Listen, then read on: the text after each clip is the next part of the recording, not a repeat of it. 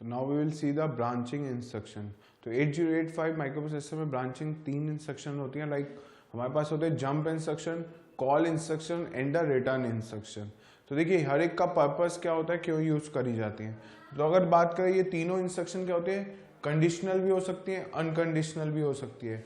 Jump का मतलब like अगर मैं लिखता हूं, अगर बात करें जंप, तो जंप क्या होता है 16 बिट एड्रेस, ये क्या कहलाती है unconditional jump. Jump 16 bit address. अगर मैंने कहीं किसी प्रोग्राम में लिखा हुआ है दैट इज JMP 1040H, तो वो क्या करेगा, माइक्रो प्रोसेसर इसके आगे की लिखी इंस्ट्रक्शंस को एग्जीक्यूट नहीं करेगा। जंप आ गया मींस इस मेमोरी लोकेशन पे जंप कर जाएगा, वहां पे जो प्रोग्राम लिखा होगा उसको एग्जीक्यूट करना स्टार्ट कर देगा। That is called as the unconditional jump. मान लो मैंने एक प्रोग्राम लिखा MVI A,20H, MVI B,30H, right, add B, jump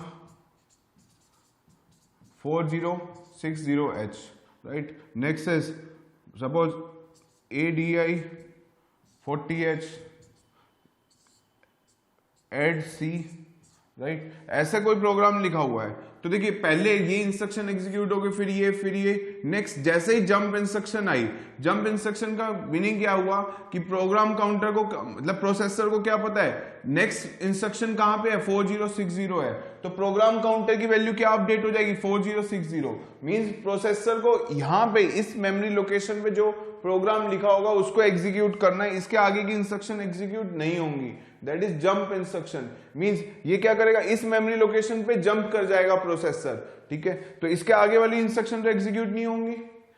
ये this is called as the unconditional jump. अब जरूरी नहीं है कि जंप क्या हुआ कि हम किसी सब प्रोग्राम में जाए, हो सकता है हम इसके पीछे ही जा सकते हैं। मींस जंप करके हम, अगर मुझे लूप में मूव करना है तो मैं क्या यूज कर सकता हूं, जंप इंस्ट्रक्शन मूव कर सकता हूं। अगर मुझे ये वाली 3 इंस्ट्रक्शन बार बार यूज करनी है तो मैं इस 3 को लूप में बना सकता हूं। मींस जंप इंस्ट्रक्शन हम यूज करते हैं जब हमारे को क्या है certain number of instruction repeated लिखनी होती है, तो हम क्या लगा देंगे, लूप लगा देंगे। जितनी बार भी हम क्या करना चाहते हैं, इस इक्वेशन को एग्जीक्यूट कराना चाहते हैं, वितने नंबर ऑफ टाइम्स हम इसको एग्जीक्यूट करा सकते हैं, तो वहां पे हम यूज करते हैं कंडीशनल जंप। तो दो पर्पस है जंप के, या तो it is use to make the loop, या फिर जब प्रोग्राम की लेंथ, मींस जो मेन प्रोग्राम था उसकी लेंथ क्या हो गई, स्मॉल हो गई, तो हम क्या करें, एक एक्सटर्नल मेमोरी कनेक्ट करी, उस मेमोरी लोकेशन पे जंप किया और वहां पे लगी इंस्ट्रक्शन को एग्जीक्यूट करना स्टार्ट कर दे। अगर हम कंडीशनल जंप से जाते हैं, राइट, कंडीशनल जंप क्या होती है कि दिस, अगर ये जंप 16 बिट एड्रेस है, that is called as the unconditional jump. जबकि कंडीशनल जंप क्या आती है, देखिए jump if carry, jump if no carry, jump if 0, jump if not 0, jump if plus sign, jump if minus sign, jump if parity even और jump if parity odd. ये सारी क्या होती हैं, कंडीशनल जंप कहलाते हैं। ये सारी क्या है, कंडीशनल जंप होती है, कंडीशनल जंप, राइट। ये क्या आएगा, 16 बिट एड्रेस, 16 बिट एड्रेस, यहां सालों पे क्या आएगा, 16 बिट एड्रेस आएगा। तो देखिए कंडीशनल जंप क्या हुई, जब ये कंडीशन फुलफिल होगी तब इस एड्रेस पे जंप करना है। जबकि अनकंडीशनल जंप में क्या होता है, JMP 16 बिट एड्रेस, जैसे ये इंस्ट्रक्शन आ रही थी प्रोसेसर क्या कर रहा था, इस पर्टिकुलर मेमोरी लोकेशन पे जंप कर जा रहा था। This is called as the unconditional jump. Unconditional jump means program counter में वैल्यू क्या हो रही थी, अपडेट हो ही रही थी, अगली इंस्ट्रक्शन एग्जीक्यूट नहीं हो रही थी। माइक्रोप्रोसेसर क्या ले रहा था, इस पे पड़ी, इस लोकेशन पे पड़ी जो इंस्ट्रक्शन है उसको एग्जीक्यूट करना स्टार्ट कर दे रहा था। जबकि यहां पे क्या होगा, कंडीशनल में कंडीशन लगा दी that depends on the flags. तो देखिए पहली क्या आई, जंप इफ कैरी, अगर कैरी फ्लैग की 1, कैरी फ्लैग इज 1, तभी क्या करेगा, वो इस मेमोरी लोकेशन पे जंप करेगा। जंप इफ नो कैरी, मतलब कैरी फ्लैग की वैल्यू 0 है, तब क्या करेगा, इस मेमोरी लोकेशन पे जंप करेगा, right. Jump if 0, jump if 0 का मतलब क्या है, 0 फ्लैग की वैल्यू क्या हो गई, 1 हो जाए, तो क्या करेगा, जंप करेगा। Jump if not 0 means 0 flag की वैल्यू क्या है, 0 है, तब ये जंप करेगा पर्टिकुलर लोकेशन पे। तो अब हमने कंडीशन लगा दी, वो कंडीशन किसकी है, फ्लैग्स की कंडीशन है। जंप इफ प्लस साइन मतलब साइन बिट की वैल्यू क्या हो 0, jump if minus sign mean sign flag की वैल्यू क्या हो जाए 1 हो जाए, jump if parity on even, jump if parity even मतलब पैरिटी फ्लैग की वैल्यू 1 होगी तो जंप करेगा, जंप इफ पैरिटी ऑन मतलब पैरिटी फ्लैग की वैल्यू 0 हो जाएगी तो जंप करेगा। तो ये क्या आ गई, कंडीशंस आ गई जंप के साथ। जबकि ये क्या था, अनकंडीशनल जंप। जब भी ये वाली इंस्ट्रक्शन आ रही थी प्रोसेसर क्या कर रहा था, इस मेमोरी लोकेशन पे जंप कर रहा था, मींस यहां पे लिखी जो भी इंस्ट्रक्शन थी मेमोरी में इस मेमोरी लोकेशन पे जंप कर ही रहा था, राइट। और वहां पे लिखी इंस्ट्रक्शंस को एग्जीक्यूट करना स्टार्ट कर दे रहा था। जबकि कंडीशनल में क्या आ गई, एक कंडीशन फुलफिल होगी तभी वो जंप करेगा, नहीं तो वो जंप से लिखी इससे नेक्स्ट इंस्ट्रक्शन को एग्जीक्यूट करना स्टार्ट कर देगा। अगर ये कंडीशन फेल हो गई तो क्या होगा, इसके नीचे जो भी इंस्ट्रक्शन होगी उसको एग्जीक्यूट करना स्टार्ट होगा। अगर ये कंडीशन फुलफिल हो रही है तभी इस मेमोरी लोकेशन पे जंप करेगा। क्लियर। तो जो जंप इंस्ट्रक्शन जैसे JNZ हम यूज करते हैं जब हम मल्टीप्लीकेशन ऑपरेशन परफॉर्म करते हैं। अगर मुझे मल्टीप्लीकेशन ऑपरेशन परफॉर्म करना है मींस मल्टीप्लाई करना है, तो मेरे पास कोई 8085 में कोई डायरेक्ट इंस्ट्रक्शन नहीं होती, उसको हम कैसे यूज करेंगे, जंप इंस्ट्रक्शन से यूज करेंगे। सपोज अगर मुझे मल्टीप्लाई करना है, राइट, मुझे एक प्रोग्राम लिखना है जिसमें क्या है, मल्टीप्लीकेशन ऑफ 5 into 3 करना है। Write a program to multiply 2 numbers,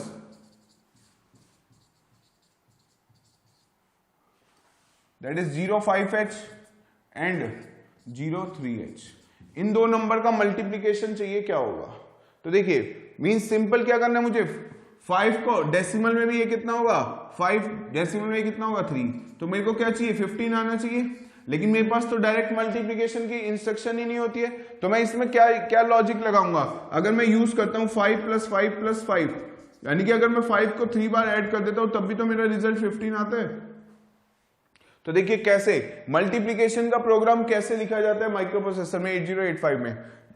अब देखिए मान लीजिए मुझे मूव करना है MVI A,00H, राइट।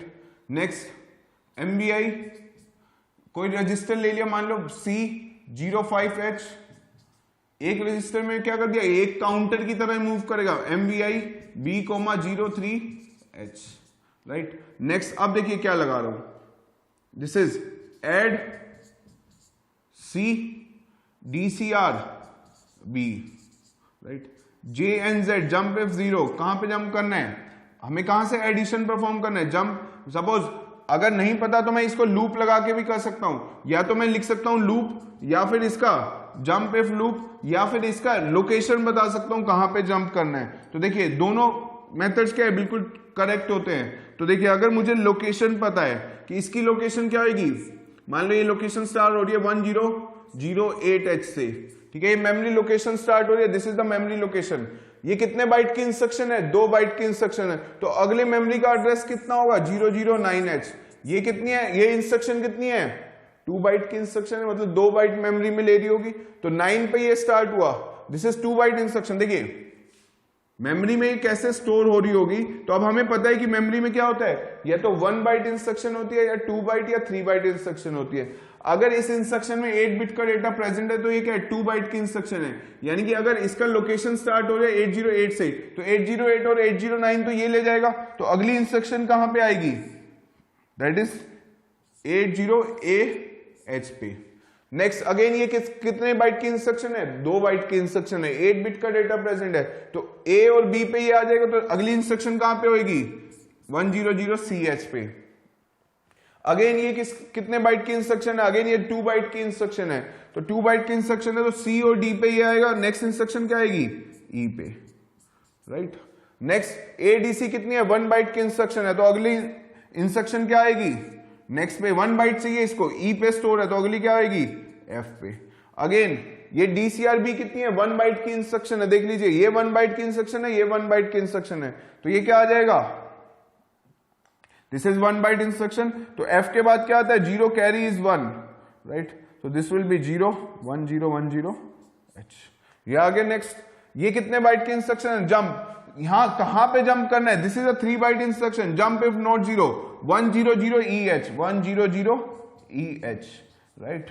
नेक्स्ट क्या करना है, ये 3 बाइट की इंस्ट्रक्शन है, तो अगले इंस्ट्रक्शन आ रही है मेरे पास हॉल्ट, तो ये कितने की है, ये 3 बाइट की इंस्ट्रक्शन है, तो 10 11 और 12 रिजर्व हो गए इसके लिए, तो 1013H पे क्या हो गया, अगली मेमोरी स्टोर हुई।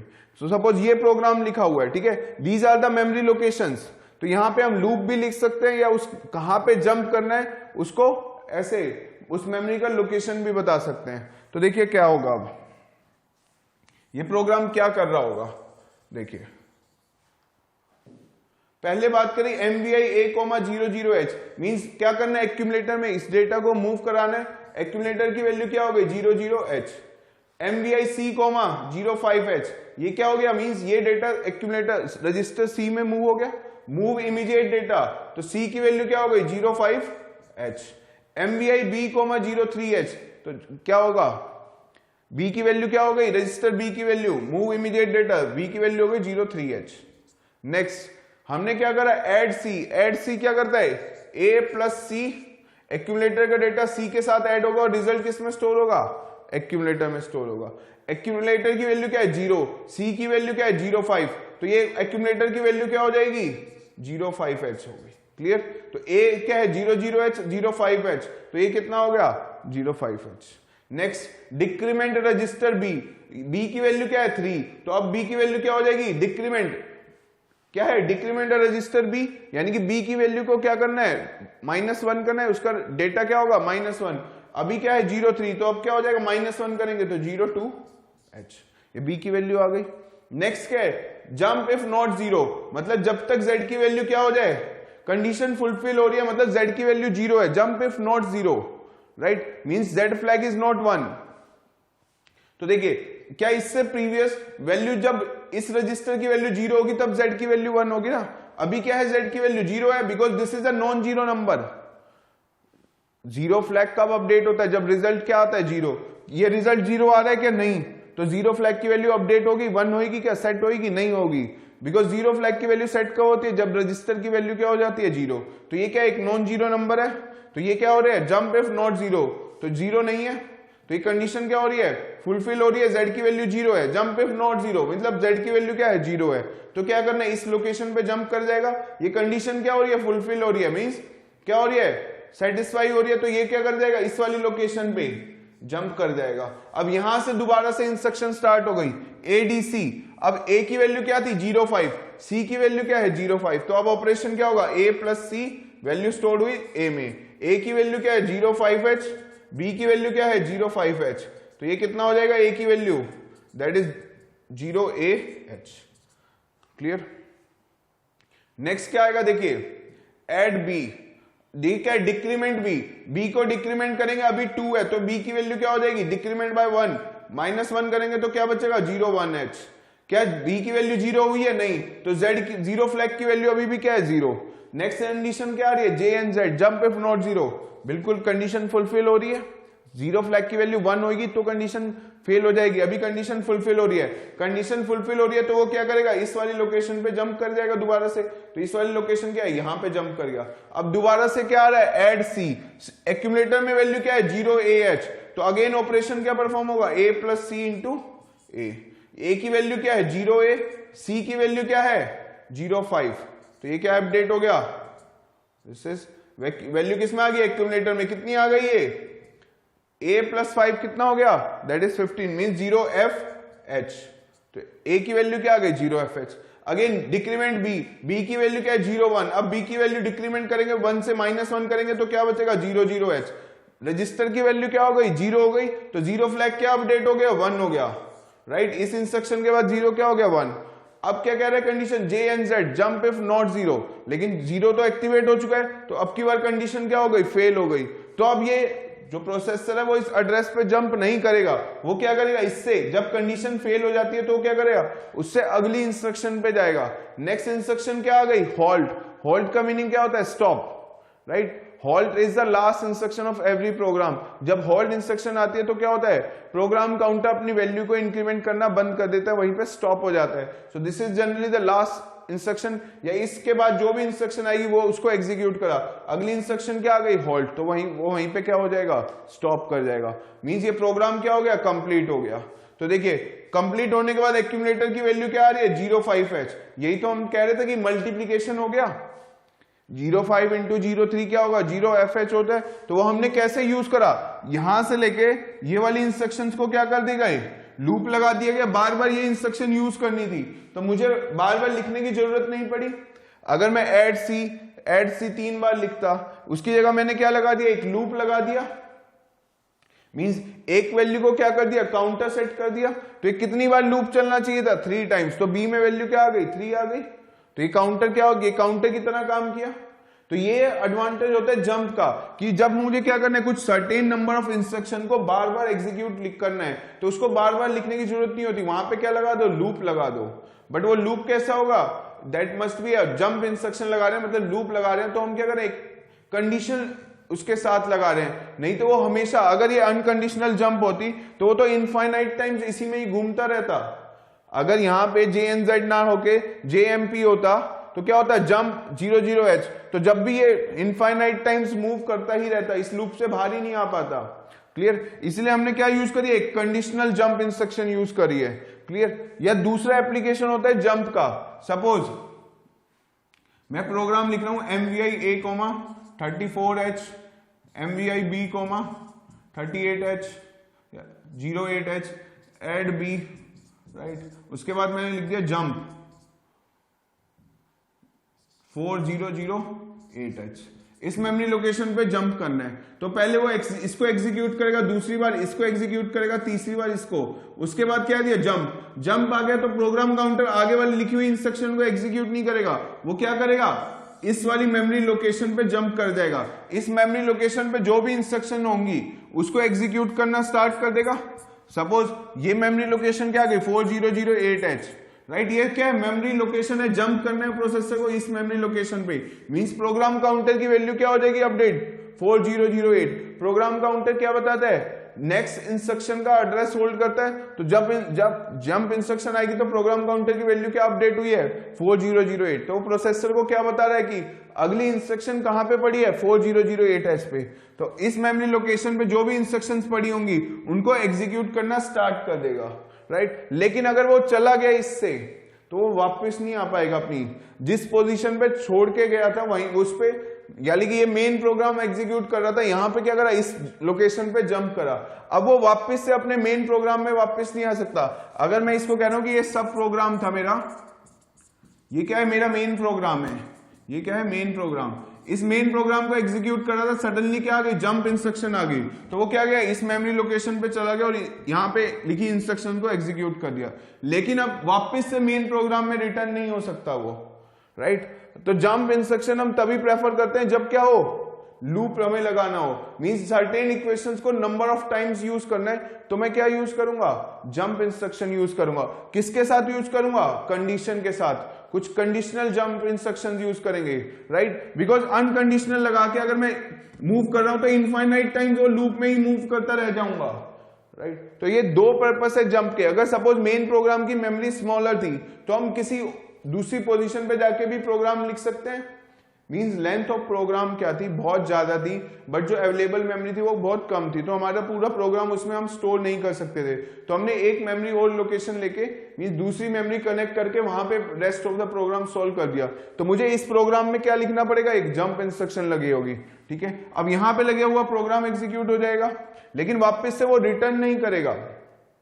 तो इसलिए जंप के दो ही पर्पस है, या तो मेन प्रोग्राम की लेंथ क्या हो, लार्जर हो as compare to memory available, या फिर क्या करना चाहिए, जब हमें लूप यूज करना है तो हम कंडीशनल जंप से यूज कर सकते हैं। जो एडिशन वाला मल्टीप्लिकेशन वाला प्रोग्राम होता है वो इसी लॉजिक पे है। यहां पे मैंने क्या लगा था, कंडीशनल जंप, तो मैंने ये वाली इक्वेशंस क्या कर दी, रिपीटेड टाइम्स लूप में कनेक्ट करके 3 बार एग्जीक्यूट कर दी, बार बार इंस्ट्रक्शन लिखने की जरूरत नहीं पड़ी, क्लियर। जबकि ऐसा प्रॉब्लम कॉल इंस्ट्रक्शन में नहीं होती।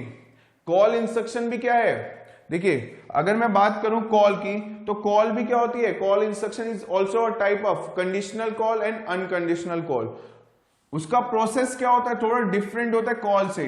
देखिए अगर call 16 bit address, this is the general format, call 16 bit address, तो देखिए जैसे लिखा है कॉल 1080H, तो ये क्या कर रहा है, प्रोग्राम काउंटर क्या कर रहा है, अगली इंस्ट्रक्शन इस वाली मेमोरी लोकेशन से एग्जीक्यूट कर रहा है, राइट। जंप में भी वो इस मेमोरी लोकेशन पे जंप कर रहा था, कॉल में भी इस मेमोरी लोकेशन पे जंप कर रहा है, लेकिन जंप में कोई प्रोविजन नहीं था कि वो वापस से मेन प्रोग्राम पे आ जाएगा, इसके नीचे लिखी इंस्ट्रक्शन को एग्जीक्यूट कर पाएगा। लेकिन कॉल में होता है ऑप्शन, सब प्रोग्राम में लास्ट इंस्ट्रक्शन जब आती है, रिटर्न इंस्ट्रक्शन यूज करते हैं, तो वो क्या करता है, प्रोग्राम अपने मेन प्रोग्राम में वापस से चला जाता है, राइट। तो देखिए अगर मैं प्रोग्राम लिख रहा हूं MVI A,38H, MVI B,40H, right, add B, उसके बाद मैंने क्या कर दिया, कॉल 4080H, राइट। तो ये क्या करेगा, इसके नीचे जो इंस्ट्रक्शन लिखी हुई है जैसे STA 1140H, राइट, उसके बाद आ गया होल्ड, ये मेन प्रोग्राम था, ठीक है। अब यहां पर इस मेमोरी लोकेशन पे कुछ इंस्ट्रक्शन पड़ी हुई हैं, सपोज 4080H है, राइट। इस मेमोरी लोकेशन पे क्या पड़ा है, मान लो ये इंस्ट्रक्शन हो रखी है MVI C,40H, MVI D,50H, right, add C, right, add D, उसके बाद क्या होगा, रिटर्न, राइट। अब देखिए प्रोग्राम कैसे एग्जीक्यूट हो रहा था, पहले वो प्रोग्राम एग्जीक्यूशन स्टार्ट हुआ यहां से, इसको मैं कह रहा हूं मेन प्रोग्राम में क्या था, प्रोग्राम काउंटर क्या था, इसमें प्रोसेसर ने एग्जीक्यूशन कहां से स्टार्ट करी, इस मेन प्रोग्राम की पहले इंस्ट्रक्शन से, इस इंस्ट्रक्शन को एग्जीक्यूट किया, फिर इस इंस्ट्रक्शन को एग्जीक्यूट किया, स्टेप बाय स्टेप वो क्या कर रहा था, हर एक इंस्ट्रक्शन को एग्जीक्यूट कर रहा था। बट जैसे ये कॉल इंस्ट्रक्शन आई तो प्रोसेसर को क्या पता चला कि अगली इंस्ट्रक्शन क्या है, इस मेमोरी लोकेशन पे है, अगला क्या है, जो नेक्स्ट इंस्ट्रक्शन है that is present at this address 4080H।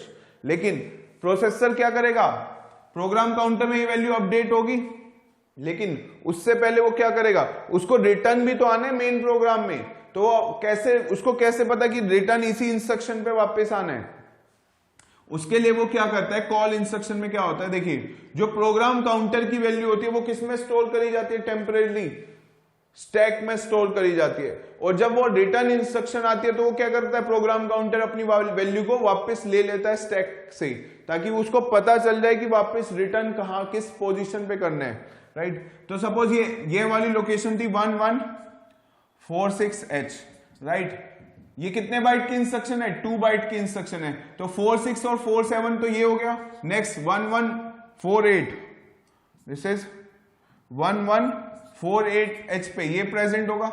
Next again ये 2 बाइट की इंस्ट्रक्शन है, तो 4849 ये लेगा, 8 और 9 इसने ले लिया तो 10, that is 114A। Next again ये कितने की है, 1 बाइट की इंस्ट्रक्शन है, तो ये 114BH। नेक्स्ट क्या आया, ये कितने की है, 16 बिट का डेटा प्रेजेंट है, तो ये क्या है, 3 बाइट की इंस्ट्रक्शन है, 3 बाइट की इंस्ट्रक्शन है, तो नेक्स्ट क्या प्रेजेंट होगा, 114B। अब के बाद B, C और D इसके लिए रिजर्व हो गए, तो क्या होगा 114E। तो B, C और D इसके लिए रिजर्व हो गए, 3 बाइट की इंस्ट्रक्शन थी। अगेन ये कितने की है, 3 बाइट की इंस्ट्रक्शन है, तो 3 बाइट की इंस्ट्रक्शन है, तो क्या आ जाएगा, ये आ जाएगा हमारे पास 3 बाइट की इंस्ट्रक्शन है, E हो गया तो F, फिर 0 1, तो 1151H, राइट।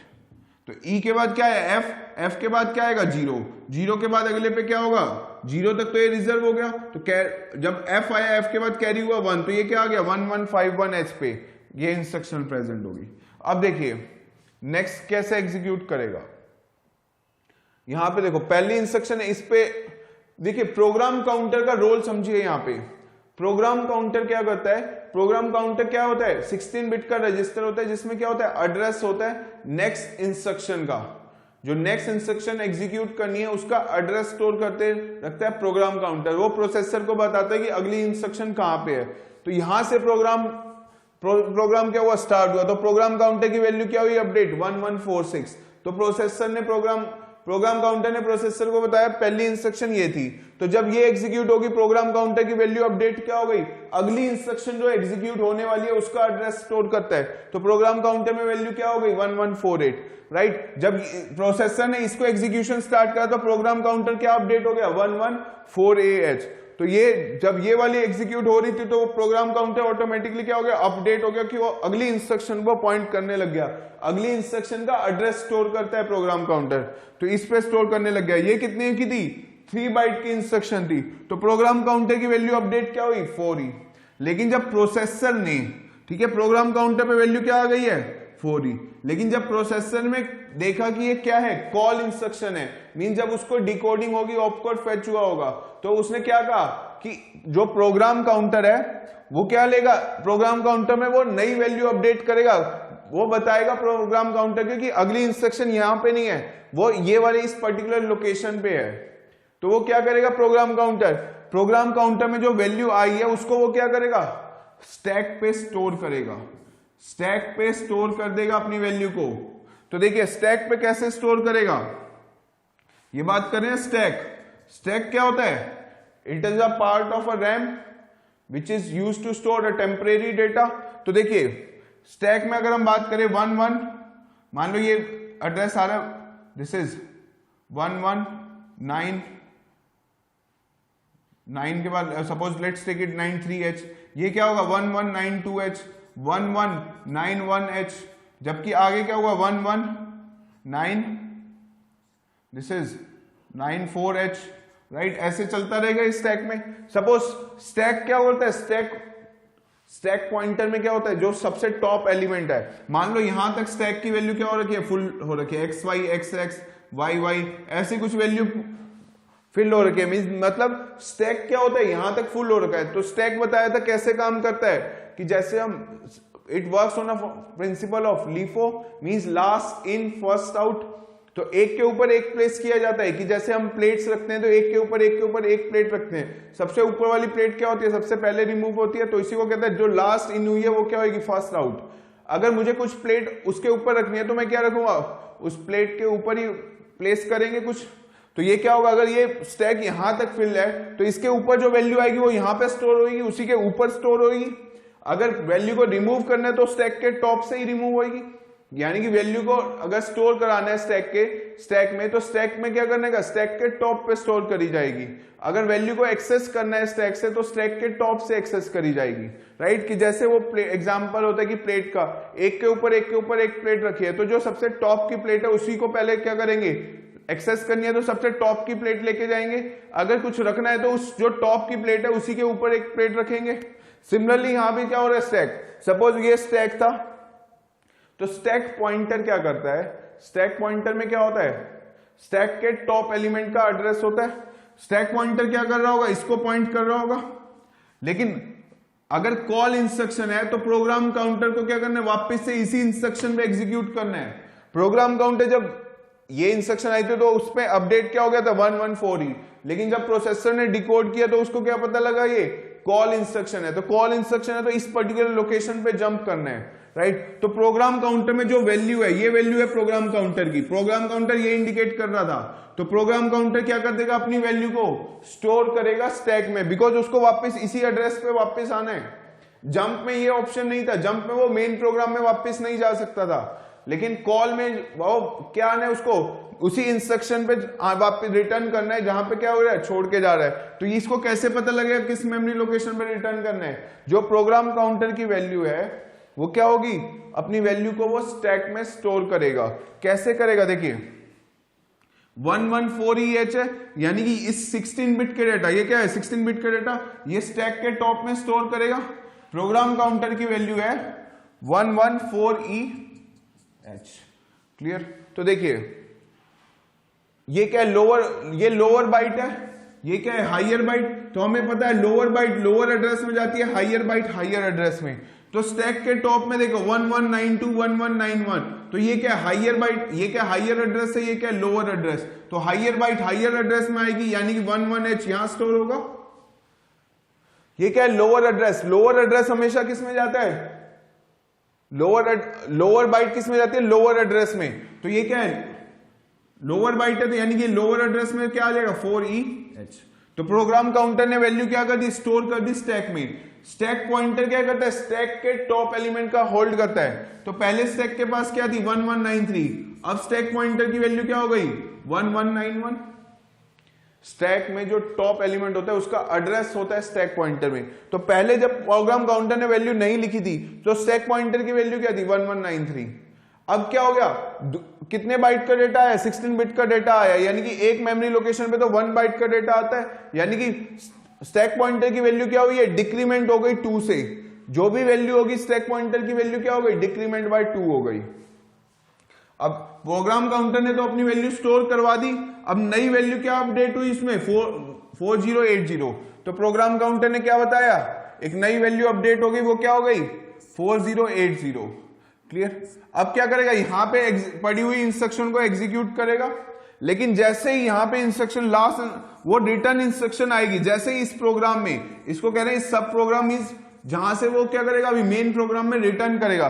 कब रिटर्न करेगा, जब लास्ट उसको इंस्ट्रक्शन क्या मिलेगी, रिटर्न। ये क्या बताएगा, वापस से प्रोग्राम अपने मेन प्रोग्राम में रिटर्न करेगा, और यहां पे लिखी जहां से वो छोड़ के गया था उसी मेमोरी लोकेशन पे क्या करना है, रिटर्न करना है। तो जैसे ही रिटर्न आएगी तो प्रोग्राम काउंटर क्या करेगा, अपनी वैल्यू को जो उसने स्टैक में स्टोर करी थी वापस से एक्सेस कर लेगा या रिट्रीव कर लेगा। जो स्टैक के टॉप में जो वैल्यू थी वो क्या थी, प्रोग्राम काउंटर की तो वैल्यू थी। तो जब रिटर्न आई थी तो क्या करता है, प्रोग्राम काउंटर की वैल्यू एक्सेस हो जाती है, जबकि कॉल आया था तो प्रोग्राम काउंटर की वैल्यू स्टोर करी थी, अब उसको इसी मेमोरी लोकेशन पे वापस रिटर्न करना है जहां से वो छोड़ के गया था। तो वो कैसे रिटर्न कर पा रहा है, जब रिटर्न इंस्ट्रक्शन आई सब प्रोग्राम में, मेन प्रोग्राम में रिटर्न नहीं रखते, और रिटर्न हमेशा किसके आई है, कॉल के साथ आ रही है। कॉल के सब प्रोग्राम में लिखा जाता है रिटर्न इंस्ट्रक्शन। रिटर्न क्या बताता है कि वापस से ये रिटर्न कर जाए मेन प्रोग्राम में, प्रोसेसर का जो एग्जीक्यूशन है वो क्या हो, मेन प्रोग्राम में रिटर्न कर जाए। तो वो किस लोकेशन पे रिटर्न करेगा, उसने जो वैल्यू स्टोर कराई थी स्टैक के टॉप पे, वो वापस से क्या ले लेगा, वापस से ले लेगा। प्रोग्राम काउंटर में वापस से वैल्यू क्या आ जाएगी, जो स्टोर थी, हायर बाइट, ये है क्या है, हायर एड्रेस है तो हायर बाइट, लोअर एड्रेस है तो लोअर बाइट, तो 114EH। इस मेमोरी लोकेशन पे वो क्या कर जाएगा, प्रोग्राम काउंटर की वैल्यू अपडेट होगी, यानी कि ये वाली वैल्यू क्या हो गई, अब जब रिटर्न आई तो ये वैल्यू क्या हो गई, चली गई, ये वैल्यू क्या हो गई, वापस से प्रोग्राम काउंटर में चली गई। तो स्टैक पॉइंटर का टॉप क्या हो गया, चेंज हो गया। मान लो 10 प्लेट रखी थी, 2 प्लेट ऊपर से हटा ली तो उसका टॉप चेंज हो गया। एक के ऊपर एक प्लेट्स रखी थी तो टोटल 10 प्लेट्स थी, ऊपर से 2 प्लेट्स हट गई तो अब क्या हो गया, उसका टॉप चेंज हो गया, तो वो क्या हो जाएगा -2। यहां पे स्टैक पॉइंटर की वैल्यू क्या हो रही है, +2, जबकि जब वैल्यू एक्सेस हुई तो वैल्यू क्या हो गई स्टैक पॉइंटर की, +2। This is 193H। तो पहले क्या हुई, दो मेमोरी लोकेशंस क्या हो गई, खाली हो गई, उसके ऊपर क्या हो गया, डेटा रिमूव हो गया, तो स्टैक पॉइंटर की वैल्यू क्या हो गई, स्टैक पॉइंटर क्या हो गया, +2 हो गया, राइट। तो अब प्रोग्राम काउंटर को पता चल गया कि मुझे किस वैल्यू पे रिटर्न करना था, वहां पे लिखी हुई इंस्ट्रक्शन को एग्जीक्यूट करना स्टार्ट कर देगा। और मेन प्रोग्राम की लास्ट इंस्ट्रक्शन क्या होती है, होल्ड इंस्ट्रक्शन। तो वो क्या होता है, लास्ट इंस्ट्रक्शन मतलब स्टॉप, इसके फर्दर वो क्या होगा, एग्जीक्यूशन करेगा ही नहीं, that is the last instruction of the main program. तो होल्ट आते ही प्रोग्राम काउंटर क्या कर देगा, स्टॉप हो जाएगा, प्रोग्राम काउंटर की वैल्यू अपडेट होगी ही नहीं, मींस वो इंक्रीमेंट करेगा ही नहीं। क्लियर। तो ये होता है कॉल इंस्ट्रक्शन का।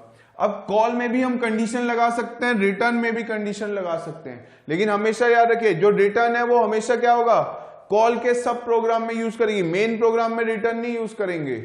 जब कॉल से किसी प्रोग्राम को कॉल किया जाता है, मींस कॉल कर रहे हैं किसी सब प्रोग्राम को, उस सब प्रोग्राम में लिखा जाता है इंस्ट्रक्शन रिटर्न, राइट। रिटर्न हो गया कि किस पोजीशन से वापस से मुझे मेन प्रोग्राम में रिटर्न करना है। तो देखिए कॉल जब आता है तो क्या होता है, कॉल इंस्ट्रक्शन जब आती है तो क्या कर रहा है, प्रोग्राम काउंटर अपनी वैल्यू को स्टैक में क्या कर रहा था, स्टोर कर रहा था। जबकि अगर रिटर्न आ रही है तो वही वैल्यू क्या हो रही है, प्रोग्राम काउंटर अपनी वैल्यू को एक्सेस कर रहा है। क्लियर। यानी कि स्टैक पॉइंटर की वैल्यू क्या होती है, चेंज होती है। कॉल आने से स्टैक पॉइंटर की वैल्यू क्या हो रही थी, डिक्रीमेंट बाय 2। रिटर्न आने से स्टैक पॉइंटर की वैल्यू क्या हो रही है, इंक्रीमेंट बाय 2। यानी कि स्टैक का टॉप चेंज हो रहा है, स्टैक के ऊपर में कुछ रख रहे हैं तो वैल्यू क्या हो रही है, स्टैक की, स्टैक पॉइंटर की डिक्रीमेंट हो रही है। तो हमने क्या रखा था, 2 बाइट का डेटा रखा, यानी कि स्टैक पॉइंटर की वैल्यू क्या हो गई, 2 से डिक्रीमेंट हो गई। और अगर हमने एक्सेस कर लिया 2 बाइट का डेटा तो स्टैक पॉइंटर की वैल्यू क्या हो रही है, इंक्रीमेंट हो रही है 2 से। क्लियर।